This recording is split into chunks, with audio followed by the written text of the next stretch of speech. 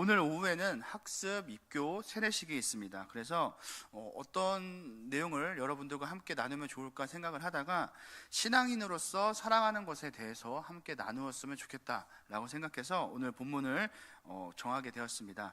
로마서 8장 18절을 보면 이제 고난과 영광에 대해서 설명을 하고 있습니다. 성경에서는 그리스도인으로서 사랑하는 것이 고난의 길이라고 이야기를 합니다. 이것은 이제 8장 앞에 있는 그 내용, 로마서의 그 내용대로 우리 안에 성령님께서 주시는 그 생각 외에 모든 것에는 육신의 생각 곧 사망의 생각이 우리의 마음속에 존재하기 때문입니다. 18절에서 말하는 우리가 받는 고난은 내부적인 고난과 외부적인 고난이라고 할 수 있습니다. 먼저 외부적인 것들은 우리가 세상을 살아가면서 즐기는 것들을 포기하는 것, 그리고 또 신앙을 선택함으로써 맡게 되는 그러한 것들을 이야기합니다. 아니면 우리가 신앙을 선택함으로써 가족들에게 혹은 직장에서 우리는 불이익을 당할 수도 있고 아니면 다른 이들에게 수모를 당할 수 있습니다. 이러한 것들을 우리가 겪게 되는 외부적인 그러한 고난이라고 할 수 있습니다. 그렇다면 내부적인 고난은 어떤 것이 있냐면 내 안에 있는 남아있는 그 죄성 그리고 또 그 유혹들로 인해서 버리게 되는 우리 마음속에 끊임없이 일어나는 그 싸움을 내적인 내부적인 그러한 죄라고 할 수 있습니다. 말씀을 우리가 의심하게 되는 마음, 그리고 또 그 말씀을 있는 그대로 받아들이지 못하고 내 뜻대로 수정하여서 받아들이려고 하는 그러한 마음이 바로 우리 안에 있는 그러한 고난이라고 할 수 있는 것입니다. 고난은 이처럼 우리에게 있어서 조금 힘들고 버거운 것들이라고 할 수 있는데, 우리가 그럼에도 이러한 길을 걸어가야 되는 이유는 바로 마지막에 하나님께서 우리에게 주실 그 영광은 그 모든 것들을 잊게 할 만큼 너무나도 고귀하고 값진 것이기 때문입니다. 여성들이 임신을 할 때 평균 10kg에서 15kg가 이렇게 불어난다고 합니다.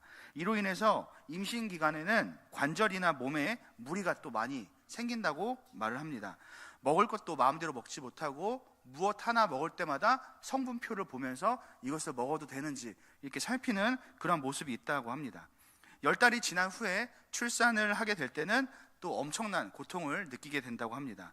심한 경우에는 호흡곤란이 일어나기도 하고, 그리고 또 그 찢어질 듯한 고통은 무엇과도 비교할 수 없을 만큼 굉장히 큰 고통이라고 합니다. 출산 이후에는 또 모유 수유를 하게 되는데 그때 또 겪게 되는 또 통증 역시 말로 이루할 수 없다고 말을 합니다. 듣기만 해도 아이를 낳는 것이 너무나도 몸소리치게 좀 힘들고 어려운 일이라고 우리가 생각이 들지만, 여성들이 그럼에도 불구하고 아이를 갖는 이유는 이러한 고통보다도 아이가 우리에게 주는 그 기쁨이 더욱더 크기 때문에 그렇다고 할 수 있습니다. 그래서 모든 어머니들은 그러한 고통을 감내하고 인내하고 자식을 낳을 수 있게 되는 것이죠. 농사를 짓는 것도 마찬가지입니다. 우리가 물을 주고 잡초를 뽑고 그리고 또 벌레를 잡는 것도 매일매일 우리에게 있어서 고된 일이라고 할 수 있지만, 그 일을 하는 것은 후에 우리가 추수 때 그 수고를 잊게 할 만큼 결실을 우리가 얻을 수 있기 때문에 우리가 그러한 일을 하게 되는 것입니다. 이와 같이 우리가 이 땅을 살아가면서 복음에 따라 살아가는 것 역시 그리스도께서 지니셨던 그 고난의 길, 그리고 다시 말해서 하나님의 말씀과 그리고 또 하나님의 뜻에 따라 순종하는 그 길을 걸어갈 수 있는 이유가 바로 우리가 하나님의 자녀가 되어서 영원한 나라에 함께 참여할 수 있는 그러한 자격을 우리에게 하나님께서 주셨기 때문에, 이것은 세상의 어떤 것과도 비교할 수 없는 것이기 때문에 우리는 그러한 아니면 작은 일들을 우리가 할 때마다 우리 마음속에 판단력이나 아니면 또 마음이 또 둔감해질 때를 우리가 느끼게 됩니다. 그리고 또 이런 작은 것들이 쌓이게 되면서 우리의 마음을 점차 어둡게 침체시키는 것도 우리가 또 느끼게 됩니다. 우리의 잘못된 생각과 그리고 또 잘못된 행동들로 인해서 후에 우리의 모습을 자각하고 후회하고, 그리고 또 23절과 같이 속으로 탄식하는 모습이 우리 안에 나타나게 되는 것입니다. 이러한 내용이 23절에 우리의 몸의 속량이라고 하는 것으로 표현이 되는데, 이 속량이라는 것은 해방과 자유함을 얻게 되는 것을 말한다고 볼 수 있습니다. 해방과 자유함이라는 것은 이제 죄에 있는 육신을 벗어나서 이제 부활체를 입어 들어가게 될 그 영원한 하나님의 나라를 소망하게 되는 그 모습을 이야기한다라고 할 수 있는 것이죠. 여전히 자신의 그 죄악을 보면서 탄식하는 그 성도들에게 성령님께서는 이렇게 말씀을 하십니다. 로마서 8장 26절입니다. 이와 같이 성령도 우리의 연약함을 도우시나니 우리는 마땅히 기도할 바를 알지 못하나 오직 성령이 말할 수 없는 탄식으로 우리를 위하여 친히 간구하시느니라. 성령님께서 하나님이시기 때문에 하나님께서 구하시는 바 역시 성령님께서 알고 계십니다. 그리고 우리 안에 계시는 성령님께서는 우리에게 그 뜻을 구할 수 있도록 이끌어 가신다라는 내용이죠. 기도를 아예 하지 않는 것보다 하는 것이 당연히 낫겠지만 성경에서는 그 구하는 것에 대해서 하나님께서 단호하게 말씀하실 때가 있습니다. 첫 번째는 이제 모세가 가나안 땅에 들어가고자 할 때 하나님께 구하는 기도 내용인데, 그에 대한 대답으로 하나님께서 이렇게 말씀하십니다. 신명기 3장 26절입니다. 여호와께서 너희 때문에 내게 진도하사 내 말을 듣지 아니하시고 내게 이르시기를 그만해도 족하니 이 일로 다시는 내게 말하지 말라, 이렇게 말씀하시는 것으로 볼 수 있죠. 고린도후서 12장을 보면 바울이 자신의 육체의 가시에 대해서 하나님께 떠나기를 3번 간구하는 내용이 있는데, 하나님 이 기도에 대한 하나님의 반응을 살펴보면 고린도후서 12장 9절입니다. 나에게 이르시기를 내 은혜가 내게 조카도다.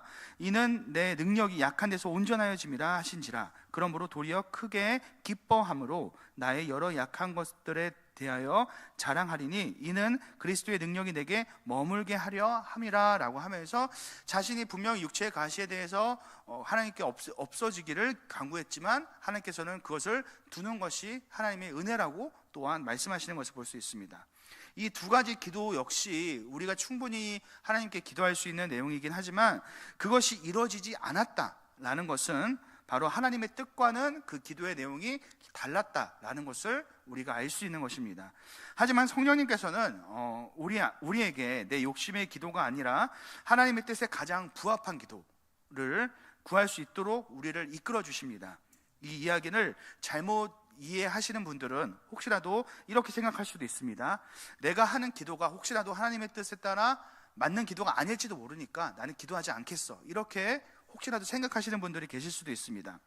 하지만 우리가 분명히 기억해야 되는 것은 모세와 바울 모두 다 하나님의 뜻과는 다른 기도를 했지만 하나님으로부터 응답을 받았다라는 것입니다.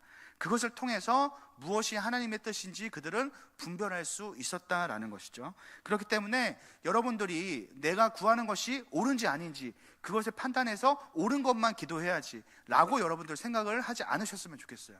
왜냐하면 여러분들이 혹시라도 잘못된 것을 구할지라도 하나님께서는 응답하심으로써 여러분들을 선한 길로 인도해 가실 것이기 때문이죠. 그렇기 때문에 여러분들은 하나님께 기도하는 데 있어서 전혀 여러분들은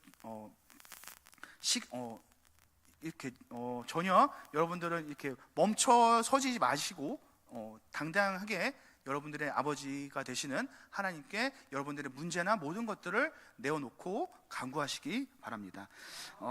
네, 이뿐만 아니라 보혜사 성령님께서는 우리 안에 내주하시는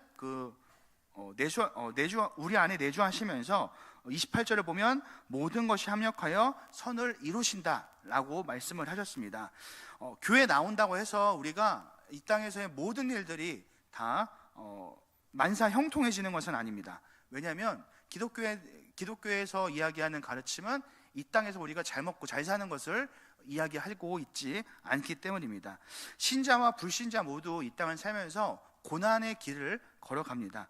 그런데 신자는 그 고난을 통해서 그들의 신앙이 점점 연단이 됨으로써 하나님께 더욱더 나아가게 되고 그리고 또 그들의 신앙이 더욱더 견고해지는 반면에 불신자들은 그러한 고난을 통해서 하나님을 더욱더 원망하게 되고 자신의 마음대로 살아갈 그 명분을 얻게 되는 것입니다.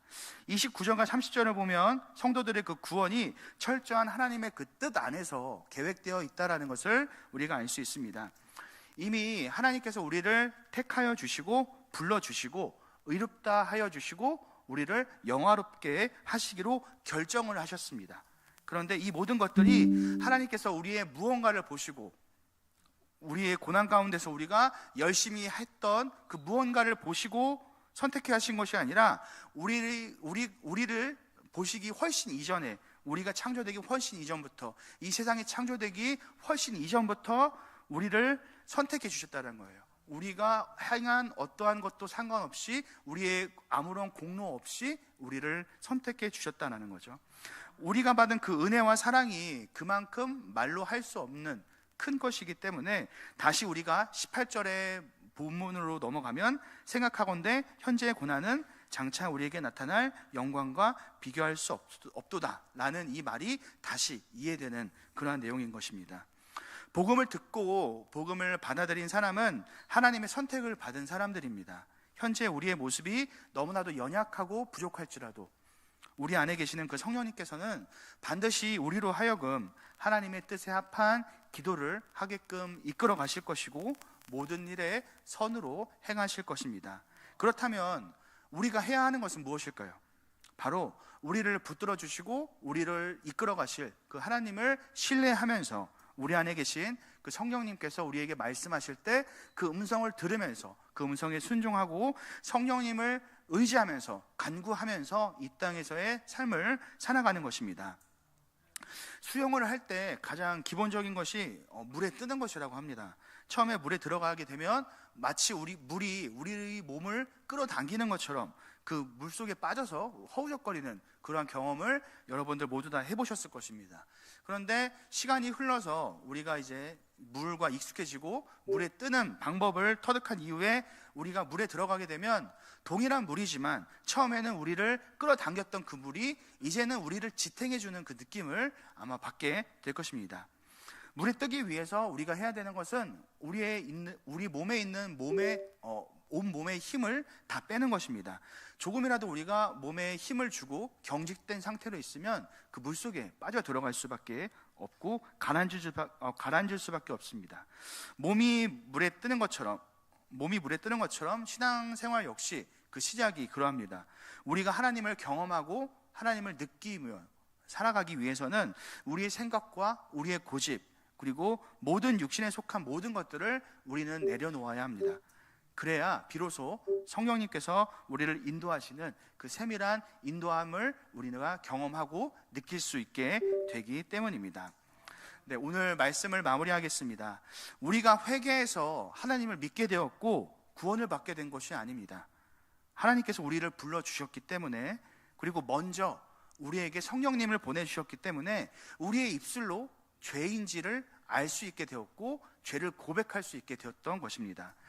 이 자리에 계신 모든 여러분들 역시 신자로 살아가기로 다짐하고 결심하신 분들이라고 믿습니다. 우리는 그 구원받기 위해서 우리가 노력하는 것이 아닙니다. 이미 우리는 구원받았기 때문에 그 구원받은 은혜에 감사함으로써 이 땅을 살아가는 사람들입니다. 그 사실을 만약에 여러분들이 기억하신다면 우리의 삶은 시간이 더욱더 지날수록 더욱더 그리스도를 닮아가는 삶으로 살아가게 될 것이고, 여러분들의 삶 속에서는 예수님께서 보이셨던 그 모습이 나타남으로써 예수님의 제자로서의 삶이 나타나게 될 것입니다. 그리고 또 어제보다 오늘, 그리고 또 오늘보다 내일 더욱더 그리스도의 향기가 여러분들을 통해 나타나게 될 것입니다. 그러한 우리 모두가 될 수 있기를 주님의 이름으로 축원합니다.